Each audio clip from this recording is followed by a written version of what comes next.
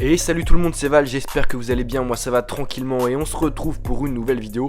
Aujourd'hui on va s'intéresser à ces joueurs qui sont nés dans la pauvreté et qui sont devenus multimillionnaires. C'est parti, générique.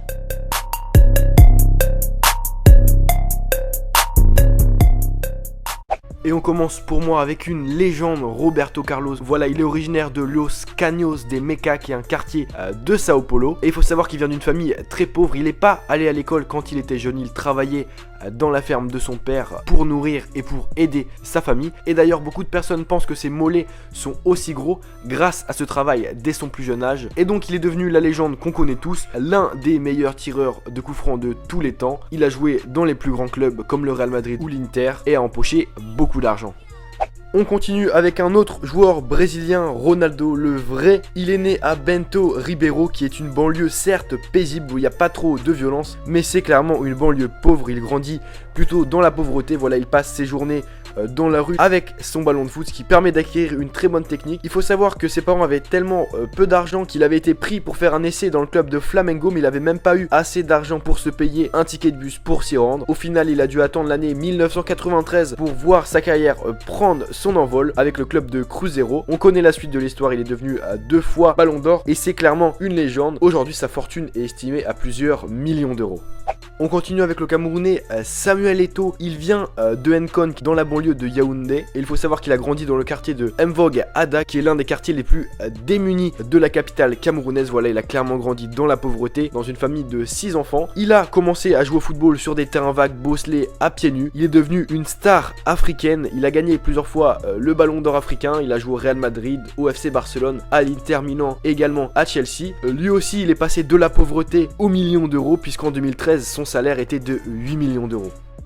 On enchaîne avec un autre joueur sud-américain, une légende, Diego Maradona. Voilà, comme la plupart des joueurs sud-américains, il a grandi dans une banlieue très pauvre, avec très peu de moyens. Il a grandi dans une famille très grande, il partageait avec ses 7 frères et sœurs la même chambre. Et donc pour lui, le seul moyen de s'en sortir, c'était le football. Il a fait la carrière qu'on lui connaît, c'est devenu clairement une légende en Argentine, mais également dans le monde du football, avec ses exploits, mais aussi avec ses excès. C'est ce qui fait la légende de Diego Maradona. Et on le sait, il a accumulé lui aussi beaucoup d'argent. On passe à la suite.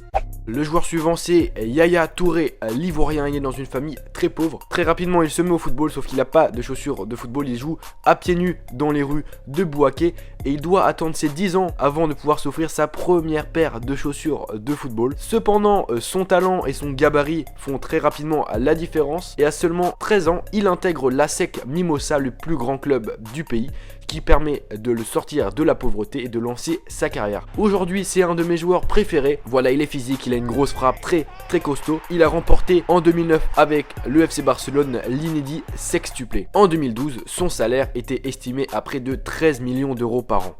On enchaîne avec Ángel Di María, le joueur du Paris Saint-Germain. Il faut savoir qu'il a grandi dans une grande misère. Il est né dans le même quartier que Lionel Messi, sauf que sa famille ne roule clairement pas sur l'or. Son père, Miguel, n'a pas réussi à percer en tant que footballeur professionnel. C'est donc un charbonnier. Et tous les matins, pendant son adolescence, Ángel Di María lui donne un coup de main. Voilà, il l'aide à livrer du charbon à ses clients pour pouvoir aider sa famille et pour pouvoir nourrir ses frères et ses sœurs. C'est donc une enfance très compliquée dans la pauvreté. Cependant, son talent pour le football a réussi à le faire percer et a réussi à le faire sortir de la misère. Et il faut savoir qu'en 2015, son salaire s'élevait quasiment à 7 millions d'euros.